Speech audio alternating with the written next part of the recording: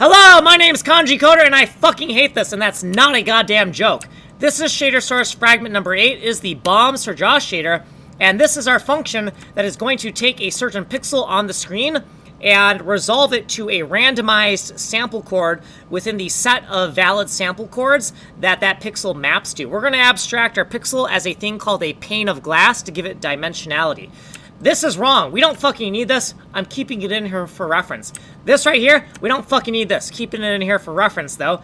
And down here, where's my POG, my pane of glass? This is the wrong fucking formula, but we're keeping it in here for reference because I keep on second guessing myself. Here's the correct formula to get the inclusive set of valid sample chords that one pixel, one frag, can map to. So we're going to take the frag chord, multiply by the pane of glass width and height, and then we're going to tack on the top left origin of the off-screen data selection viewport, and that's going to be our top left valid sample chord. To get the bottom right valid sample chord inclusively, we're going to take that top left and we're going to add the width and height of our POG minus 1. We need that minus 1, otherwise we're off by 1.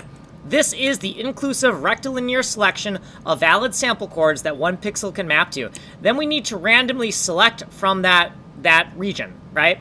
So right here is a spatially and temporally unique seed value that we're going to need to use in our randomization function further down. So here's random one-dimensional seed. Here's the math for that. You can look at it in the longer video. We don't have any fucking time here. Okay, so we're going to use our random sample chord function that we're going to use it twice. We're going to use it once for the x-axis and once for the y-axis. So we're going to pick a random point between here on the x, random point between here on the y, and now we have our output Planck unit on the x and y. The Planck unit is a Planck unit somewhere within our renderable space, and we're going to undef our macros here. We are out of fucking time. We're out of fucking time. If you want a longer explanation, go here. I have no fucking time right here. Source code is here. Ways of getting a hold of me. Tech demos only. My name is Kanji Coder. I'm making a game engine from complete scratch, and I am documenting every fucking single line of code. And sometimes I fucking hate it. Now, I'm going to appreciate it in the future because this documentation is helpful, but I fucking hate it right now, and I'm out of here.